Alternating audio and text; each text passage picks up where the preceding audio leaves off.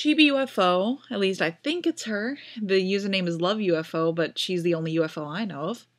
Asks, do you like the Mother games? Why or why not? I do. I do like the Mother games.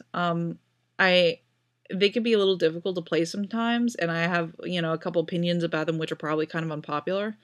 But the fact that they exist is a wonderful thing, and they do so much to advance storytelling in games, or at least they would if more people paid attention to them. But they still remain some of the best examples of storytelling in games that there are.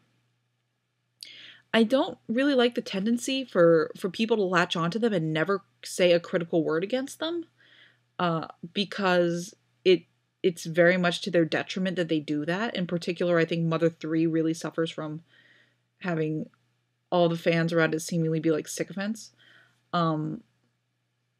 Because Mother 3 is kind of the most important and the least important one, in terms of what it does.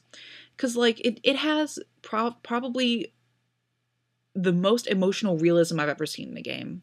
People who played it will know, like, the campfire scene in the early parts of the game, Chapter 1, the very end of Chapter 1, I believe, is one of the most powerful things I've ever seen in a game. It is a realistic emotional reaction that Flint has to loss. And he lashes out at the friends and at the people around him. And it's just, it's so realistic and it's so hard hitting, because at least I've never really seen a depiction of grief in a game like that before that's done that well. And it's helped by the fact that, it's not hyper realistic, Space Marines or anything dealing with grief or loss. It's a father dealing with the loss of his son, which is something anybody has the capacity to relate to. And so the game is full of moments like that.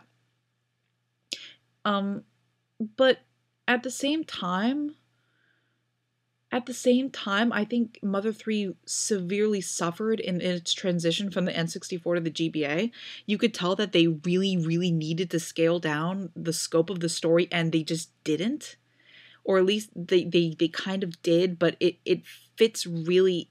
It's very ill-fitting. It's like a man who's wearing a very ill-fitting suit, and it's too tight in some places and it's too loose in others. The pacing is very strange.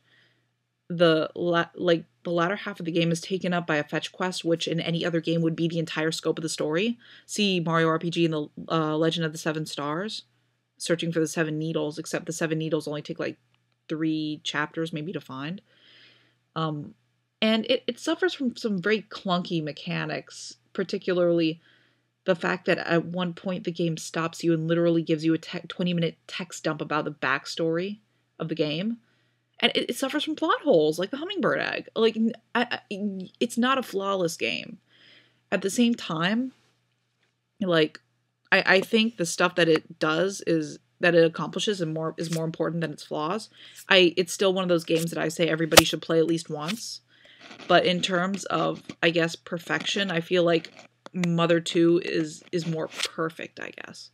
Like, I think the arc of the game is smoother. Interesting things tend to happen all the way through in Mother 2. And also the way it just builds to a climax at the end, like a huge drum roll leading up to the final battle is marvelous. And even the final battle itself, the structure of the final battle in Mother 2 is just brilliant. And it really ties together all the bit players that you see in the rest of the game. They come together and they give you the strength, and you know then that there are no unimportant people in that game. Everybody's strength, including the players, is just as important as everybody else's. And it really ties the player together with the characters in a way that I very rarely see in a game. Mother 1, I recently played. I haven't beaten it yet. It's kind of difficult, although I'm playing with Tomatoes Patch, so it's not so bad. And I really like the setting and the structure of Mother 1, but it's marred by all the battles. Like, it made me want to go back in time and strangle whoever invented random battles. That's how bad it was. And I like Dragon Quest, so you know it's got to be really bad. I can tolerate Dragon Quest and not Mother 1. And also, I have to mention, Mother 1 made me actually stop playing because I was so agitated and distressed at one point, where you find the Nowhere Man, and you talk to him. He's the man that you find when you're leaving Magicant, and he won't get out of the way, and you need to go through he's stuck in a doorway. And you talk to him, and he tells you that he's a Nowhere Man, and he's ignored by everybody, and how, nobody pays attention to him, and you should just stop paying attention too, because he's just a Nowhere Man, and he's of no consequence to anybody. And my immediate reaction is to go, no, you're not. I'm touched by you. I think you're a great character, and I want to know more about you. I mean, it'd be nice if you could get out of the way, but I do want to know more about you, and I want you to know that I absolutely don't feel that way about you at all. But that's not the way you get past him. The way you get past him is to admit to him that he's nothing, and you ignore him. And at one point, and this is the line that made me stop playing the game, he says, at one point, sometimes even breathing becomes too much.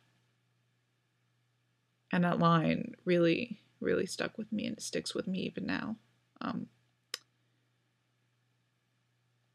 And so, Mother 1, that's one of the most hard-hitting points I've seen in a game, so Mother 1 gets that honor. So yeah, the games are jewels, really, and everybody really ought to play them at some point in their lives. All 3 of them, I think, at least give Mother 1 a try, although it's the most easily skippable, since Mother 2 and 3 are kind of a package deal.